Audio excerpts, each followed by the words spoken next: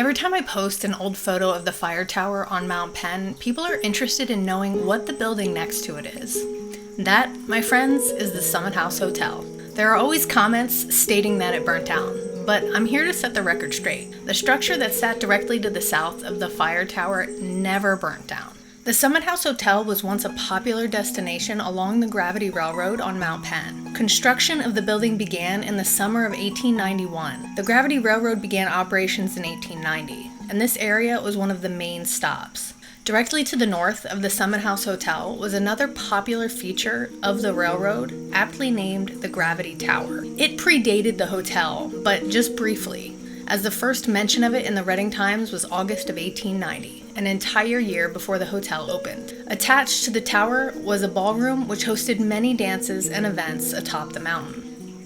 I think some of this confusion stems from the fact that the Gravity Tower was destroyed by a suspicious fire on the afternoon of April 23, 1923, just a few weeks before it was set to open for the summer season. The blaze burned for hours and was a spectacle to the city residents below.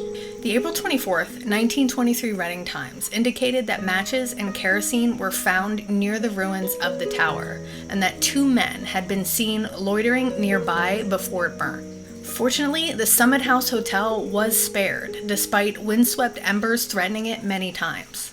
The burnt-out stone wall ruins of the Gravity Tower were left standing for at least 8, but up to as many as 15 years before it was replaced by the William Penn Memorial Fire Tower in 1939. At a soaring 120 feet tall and built as a part of the Works Progress Administration, the fire tower was double the height of the original Gravity Tower.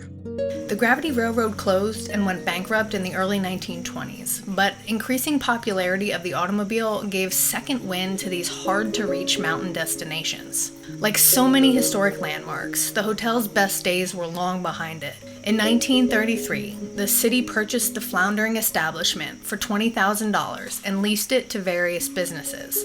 The city was unable to keep a viable tenant, and it was razed in October of 1959. The area in which the hotel stood is now a flat grassed area, and there was 1 basement room saved, which is currently used for storage. So there you have it. Things are profitable until they're not, and then we move on.